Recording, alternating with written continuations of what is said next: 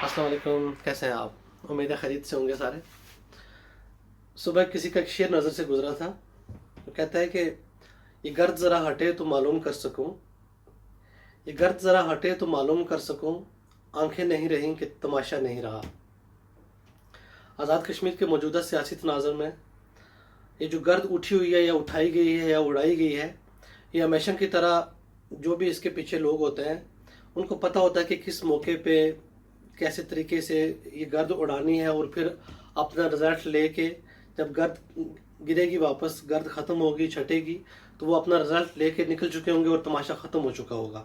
और सब लोग जो है ना, वो आंखें तो इंशाल्लाह आपकी उधर ही होंगी, लेकिन आप देखेंगे कि तमाशा नहीं रहा और लोग अपना रिजल्ट लेके निकल चुके हैं।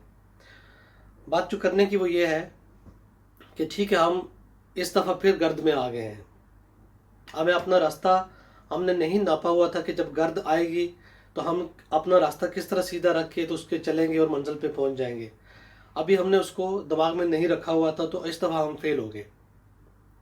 लेकिन इस निज़ाम को हम छोड़ नहीं सकते, क्योंकि कुदरती निज़ाम है एक, कि बगाड़ तो एक दिन में पैदा हो सकता है, लेकिन अगर किसी चीज़ में बदलाव लाना है, चेंज लाना है, तो वो एक दिन में नहीं होता। वो नेचुरल प्रोसेस से गुजरता है, कुदरती चक्कर अपना पूरा करता है, तो कोई ना कोई चीज़ जाके उसमें बदलाव आता है। मैं जानबूझकर तब्दीली का लफ्ज़ इस्तेमाल नहीं कर रहा हूँ कि फिर को किसी तरह और तरफ टैग चला जाता है उसका।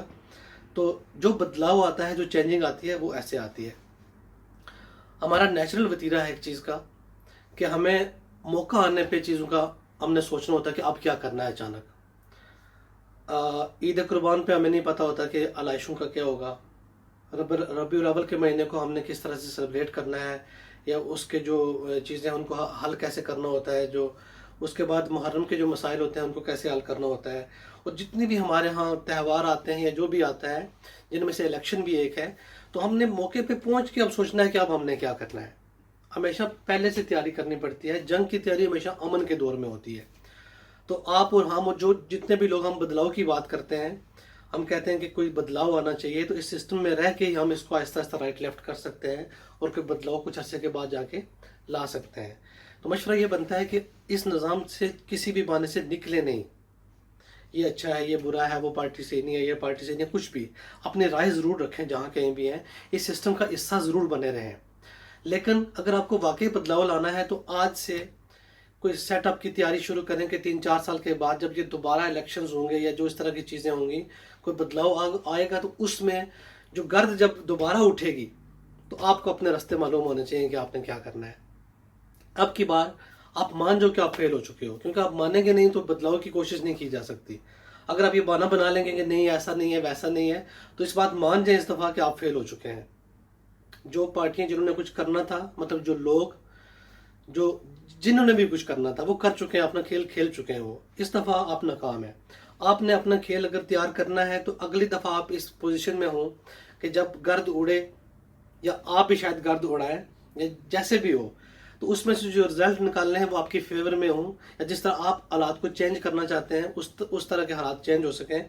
तो वापस वही बात करूँगा कि अगर आप इस निज़ाम को छोड़ देंगे, अचानक किसी बहाने से निकल जाएंगे, तो 4 साल के बाद आप सीखे हुए नहीं होंगे।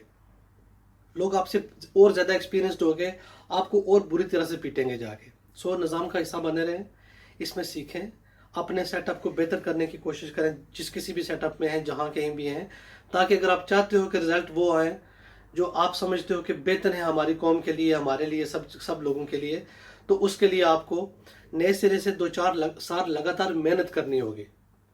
अगर ये मेहनत नहीं करेंगे, सिर्फ बातें करेंगे और मौका आने पे सोचेंगे, तो 4 साल के बाद जब गर्द छटेगी, तो आपकी आंखें फिर ये सोच रही होंगी कि नहीं रही हैं या तमाशा नहीं रहा।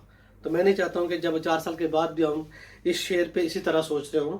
हमें कन्फर्म हो कि आंखें भी हैं और तमाशा भी ख़त्म नहीं होगा इस तरह। बहुत शुक्रिया।